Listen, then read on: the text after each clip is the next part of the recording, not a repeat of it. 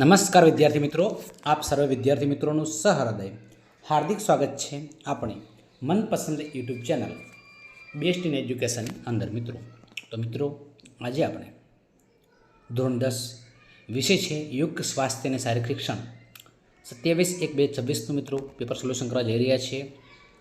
તો વિદ્યાર્થી મિત્રો, વિડીયો તમારે સ્કીપ કર્યા વગર છેલ્લે સુધી પૂરેપૂરો જોવાનો છે અને હા, પસંદ આવે તો આપણે એક લાઇક પણ કરી દેવાની છે. તો અંતરંગ યોગની શરૂઆત કયા અંગથી થાય છે? તો ઓપ્શન નંબર એ ધારણાથી થાય છે. નંબર 2 છે ધ્યાનનો વિષય કયો છે? તો ધ્યાનનો વિષય એકાગ્રતા છે. નંબર 3 છે અષ્ટાંગ યોગનું છેલ્લું અંગ કયું છે? તો અષ્ટાંગનું છેલ્લું અંગ છે પ્રત્યાહાર.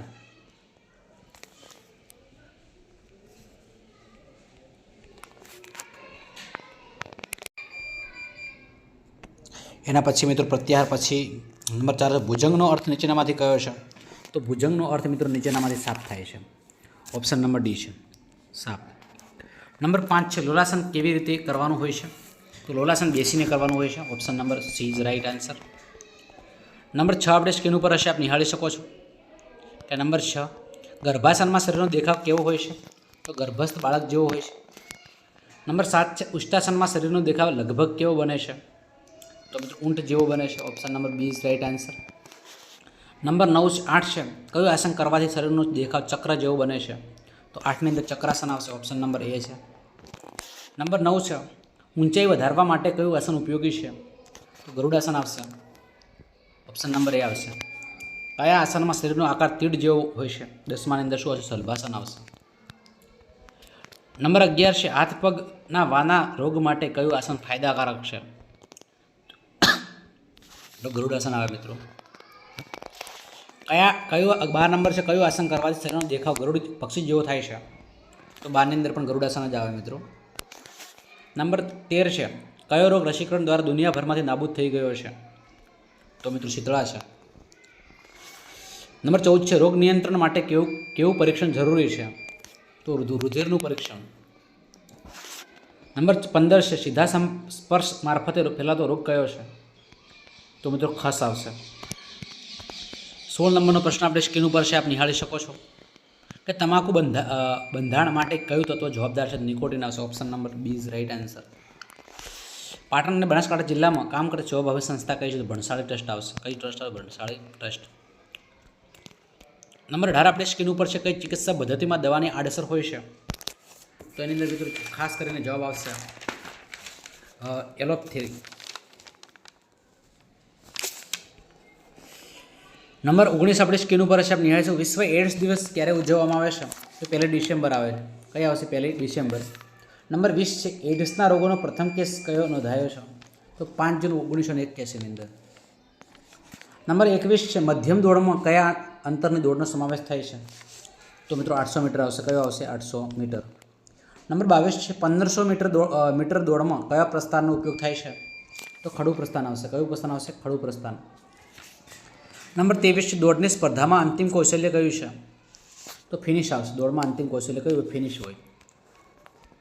નંબર 24 આપણે સ્ક્રીન ઉપર છે, આપ નિહાળી શકો છો કે નંબર 24 આપણે સ્ક્રીન ઉપર છે તો ચોપંગા પ્રસ્થાન કુલ કેટલા પ્રકારો છે? ચોપંગા પ્રસ્થાન તો નંબર 3 આવશે. ચોપંગામાં કેટલા હોય? 3 હોય.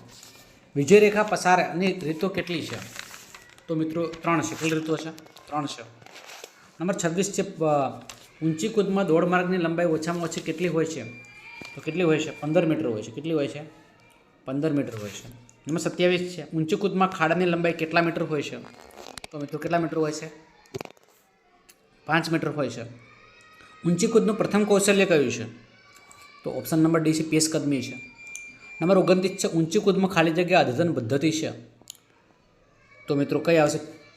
ઓપ્શન નંબર એ છે ફોસબરી ફ્લોપ છે. નંબર 30 આપણે સ્ક્રીન ઉપર હશે, આપ નિહાળી શકો છો કે ઊંચી કૂદમાં ખાડાની પહોળાઈ કેટલી હોય છે? તો કેટલા મીટર? 4 મીટર હોય છે. કેટલા મીટર હોય છે? 4 મીટર હોય છે.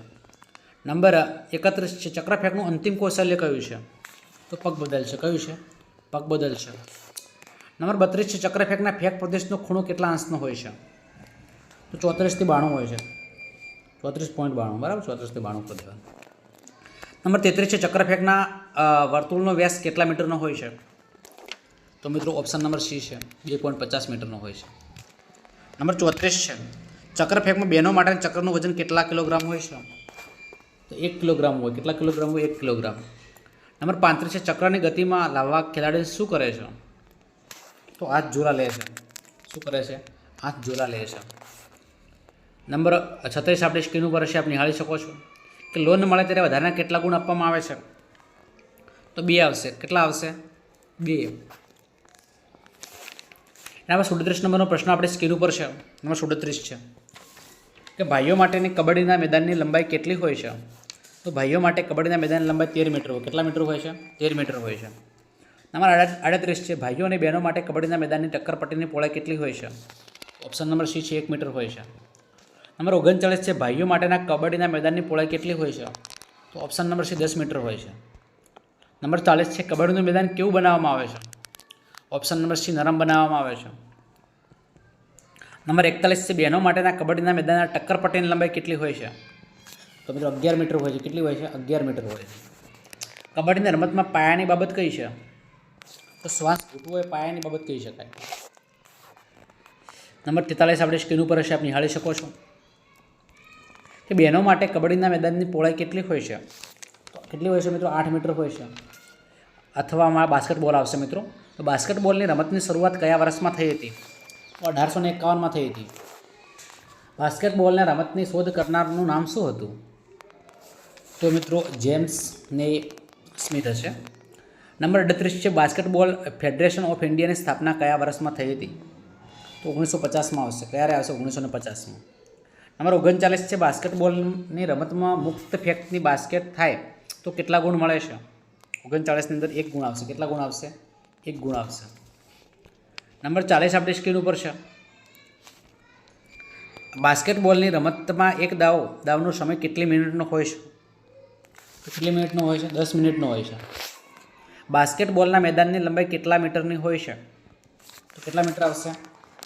28 મીટર આવશે. કેટલા મીટર આવશે? 28 મીટર.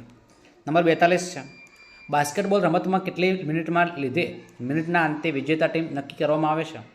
42માં 40 આવશે. કેટલા આવશે? 40 આવશે. નંબર 43 છે, બાસ્કેટબોલમાં મેદાનની પહોળાઈ કેટલા મીટર હોય છે? 43ની અંદર 15 મીટર હોય. કેટલા મીટર હોય છે? 15 મીટર હોય છે. નંબર 44 છે, વોલીબોલમાં એક રમતમાં રમનાર ખેલાડીઓની સંખ્યા કેટલી હોય છે? 44માં 6 આવશે. કેટલી આવશે? 6 આવશે. નંબર 45 આપણે સ્ક્રીન ઉપર હશે, આપ નિહાળી શકો છો કે વોલીબોલ રમતમાં કયા નંબરના દડાનો ઉપયોગ કરવામાં આવે છે? તો 4 નંબરના દડાનો ઉપયોગ થાય. કયા નંબર થાય? 4 નંબર. નેટમાં લગાવેલ એન્ટેનાની લંબાઈ કેટલી હોય છે? 1.80 મીટર. કેટલી હોય? 1.80 મીટર. વોલીબોલની રમતમાં ખાસ રક્ષક ખેલાડીને શું કહેવામાં આવે છે? તો મેં લિબ્રો કહેવાય. શું કહેવાય? લિબ્રો. એટલે મિત્રો 48 નંબર તરફ આગળ વધીશું વોલીબોલની અંદર. તો 48 નંબર, વોલીબોલના દડાનું વજન કેટલા ગ્રામ હોય છે? તો મિત્રો વોલીબોલના દડાનું વજન છે મિત્રો ખાસ કરીને 260 થી 280 ગ્રામ હોય છે. વોલીબોલમાં ભાઈઓના નેટની ઊંચાઈ કેટલી રાખવામાં આવે છે? તો મિત્રો 2.43 રાખવામાં. કેટલી રાખવામાં? 2.43. 50 છે, સામા પક્ષમાં દડાને મોકલવામાં એક પક્ષ કેટલા પ્રયત્નોથી મોકલી શકે છે? તો 3 પ્રયત્નોથી. એના પછી મિત્રો હેન્ડબોલ આવશે. તો હેન્ડબોલ તરફ મિત્રો આપણે આગળ વધીશું. હેન્ડબોલ. તો હેન્ડબોલ રમતમાં કુલ કેટલા પંચો હોય છે? તો 4 પંચો હોય છે. કેટલા પંચો હોય છે?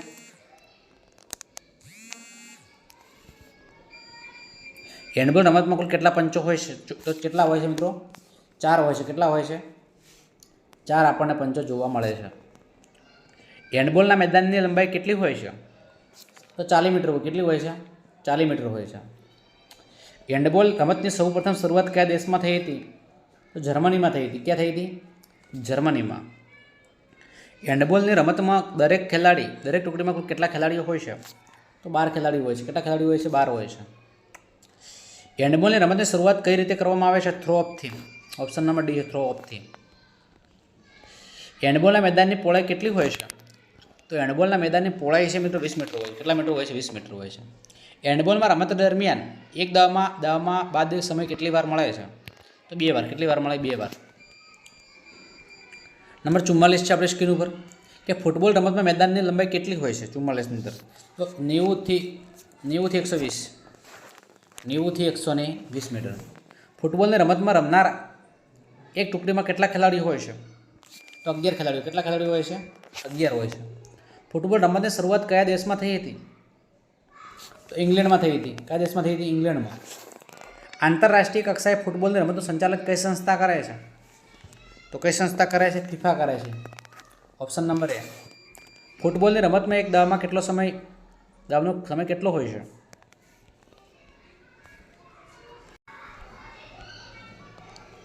તો ખાસ કરીને કેટલો? 45 મિનિટનો હોય છે. કેટલો હોય છે? 45 મિનિટનો જોવા મળે છે. એના પછી મિત્રો 49 કઈ રમતનું રાજા ગણવામાં આવે છે? તો રમતનો રાજા હોય છે ફૂટબોલ હોય છે. બ્રાઝિલની સરકારે પોતાના દેશમાં કયા ખેલાડીને રાષ્ટ્રીય સંપત્તિનો દરજ્જો આપ્યો છે? તો પેલેને. Option number D. તો વિદ્યાર્થી મિત્રો, આ છે આપણો આજનો વિડીયો. વિદ્યાર્થી મિત્રો, વિડીયો તમને પસંદ આવ્યો હોય તો વિડીયોને અચૂક લાઈક કરજો. ચેનલ ઉપર નવા હોય અને ચેનલને મિત્રો હજુ સુધી આપણે સબસ્ક્રાઈબ ન કરી હોય તો ચેનલને મિત્રો અચૂક સબસ્ક્રાઈબ કરી દેજો. બાજુમાં આપેલા બેલ આઇકનને પણ પ્રેસ કરી દેજો, જેથી કરીને આવનારા વિડીયો નોટિફિકેશન આપ સૌ વિદ્યાર્થી મિત્રોને મળતી રહે. ફરી મળીશું નેક્સ્ટ વિડીયોમાં. ત્યાં સુધી આવજો. જય હિન્દ, જય ભારત, જય માતાજી.